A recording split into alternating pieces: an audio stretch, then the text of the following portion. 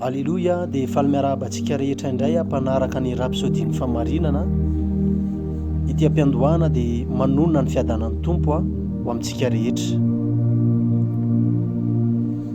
Ny rapsodiny famarinana ny Zoma ho antsika tena mitondraina ny loha hevitra hoe an'Andriamanitra sy ny fiangonany ny fahefana marina.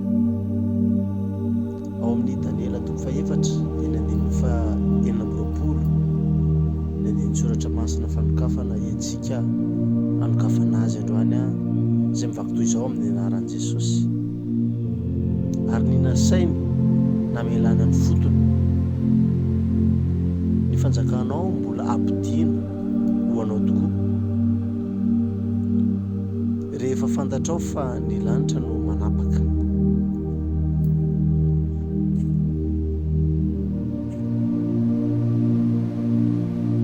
Hoy ny paragrafy voalohany amintsika.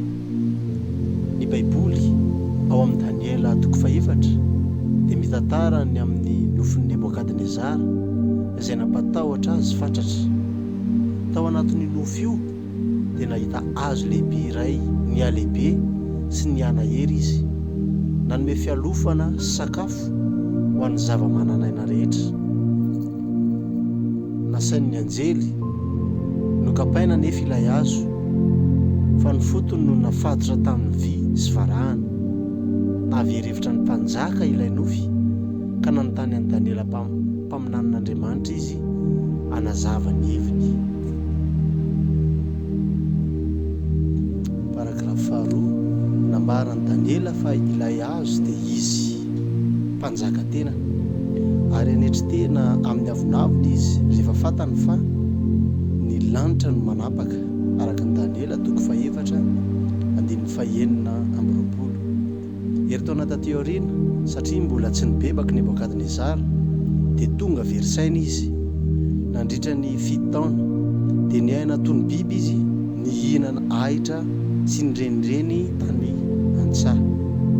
Araka ny voalazan'i Daniela 4 andininy faha-17 dia avy amin'ireo mpiambina io didy io. Didin'ny mpiambina izany zavatra izany, eny avy amin'ny tendrin'ireo masina izany zavatra izany, ahafantarany velona fa ny avo indrindra no manapaka amin'ny fanjakan'ny olona ka manome izany ho an'izay tiany, ary izay olona ambany toetra no ampanapahiny azy. Ny mpiambina eto dia manondro ireo anjely voatendry iandraikitry ny raharaha eto an-tany, manana fahefana hampiatra ny sitrapon'Andriamanitra. Ny hevitra i Nebokadnezara fa izy no mitondra an'izao tontolo izao, manampahatonga azy voatery hanaiky ny fitondran'ny lanitra. Toy izany koa ankehitriny ireo izay miambo manana fahefana feno amin'ny hafa, miasa mpitaka mihevitra fa ny fahefan'izy ireo dia manome alalana azy ireo hifeny firenena maro, ka tsy malala fa ny fahefana marina dia an'Andriamanitra sy ny fanjakany any an-danitra. Ny tompo no tompon'ny hery rehetra, ary manatanteraka ny fitsarany eto an-tany amin'ny alalan'ny fiangonana izy. Araka ny Matio 7 andininy faha-17 hoy izy hoe, ary Jesosy nanantona dia niteny taminy ka nanao hoe, efa nomeny ahy ny fahefana rehetra any an-danitra sy ety an-tany. Manamafy ny sitrapon'Andriamanitra eo amin'ny tontolontsika isika. Avy amin'ny Kristy izao hery rehetra izao, Andriamanitra no nangana azy tamin'ny maty ka nametraka azy eo amin'ny seza fiandrianana any amin'ny lanitra ambony. Miandraikitra ny fitantanana an'izao rehetra izao, manomboka amin'ny vahin-danitra ka hatramin'ny fanjakana. Tsy misy anarana na fahefana afa-tsy amin'ny fitondrany, tsy amin'izao andro ankehitriny izao ihany fa mandrakizay. Izy no miandraikitra ny zavatra rehetra, manana ny teny farany amin'ny zavatra rehetra, ivo ny zavatra rehetra. Kristy manapaka ny fiangonana.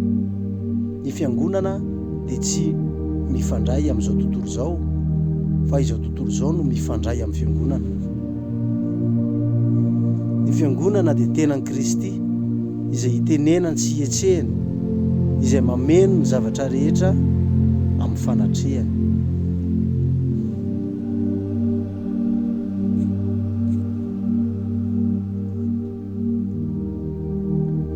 ary sika ianao ny vavaka araka ny rapsodiny famarinana tiako ianao amerina an'izao vavaka izao amin'ny anaran'i Kristy Jesosy. Ray malalo misaotra noho ny tokony menao fa ny lanitra no manapaka ary ny fahefana rehetra dia anao. Faly aho mahafantatra fa ny fanjakana rehetra eto amin'ity izao tontolo izao ity dia miondrika amin'ny mahatompo an'i Jesosy Kristy. Ambarako fa manjaka amin'ny firenena rehetra ny sitraponao sy ny fikasanao ary ny fahefanao no manjaka ambony indrindra amin'ny anaran'i Jesosy. Amen. Amen.